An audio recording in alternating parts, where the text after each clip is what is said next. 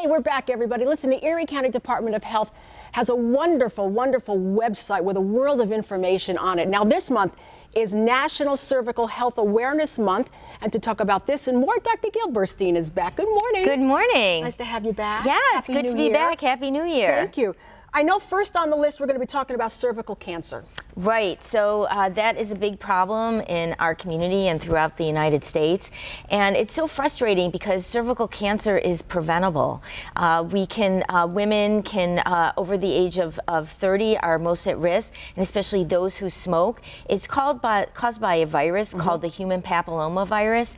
And it's a slow growing cancer. And so if women get screened with a pap test and or a high-risk HPV test as their OBGYN or their primary recommends, then if they do develop cellular changes that could lead to cancer, they can have those easily removed and never develop cancer. I mean, in the United States, we see about 13,000 cases of cervical cancer a year, and those are really all preventable. Also, if you have a daughter that is 11 years old or somewhere between 11 and 26 years of age, I mean, they should be getting the HPV vaccine. So that protects against cervical cancer for women. It also protects against other HPV-related cancers like vaginal cancer, anal cancer, and it's actually the #1 cause of oral cancer, especially among men. And we're seeing a steep rise in the incidence of oral cancer in the United States, especially among men, about 2.5%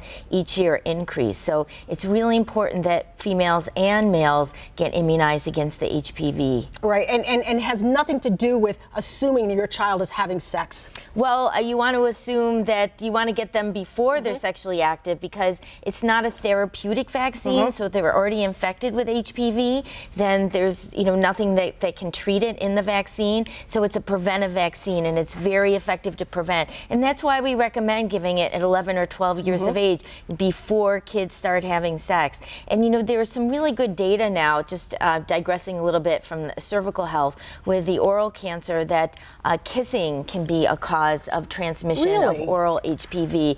And kids soon after 11, 12, if not 11 and 12, are starting to kiss. So we want to do everything that we can to protect our kids from cancer, all sorts of cancers. All right, so that information and a lot of other medical topics are all under the Erie County, make that the County Cancer Services Program, okay? That is your partner for cancer screening, support, and information.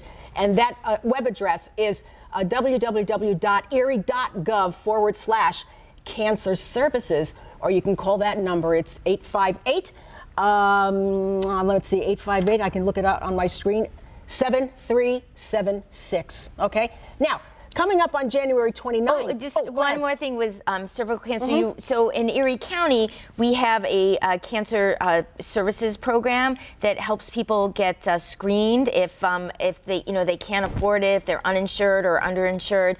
We will cover the expenses for cervical cancer screening and breast and colorectal cancer. So a cost should not be a reason to prevent cervical cancer in Erie County. All right. Those costs will be fully covered. That's fantastic. So there's no reason not to do that. Thank you so much for making sure that everybody knows that. All right, now as we go to break, we want to let you know that the next free rabies vaccination clinic is coming up on January 29th, and you can find information on that website as well, okay?